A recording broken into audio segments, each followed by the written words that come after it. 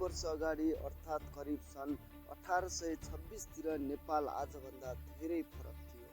त्यतिबेला नेपालमा शाह वंशको शासन थियो र भीमसेन थापा शक्तिशाली मुक्तियार थिए।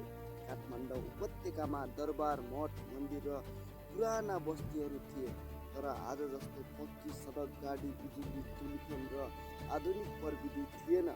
मानिसहरू मुख्यतः कृषि, पशुपालन, व्यापार र हस्तकलामा निर्भर थिए। गाउँघरमा ढुङ्गा, माटो र काठको घरहरू हुन्थे।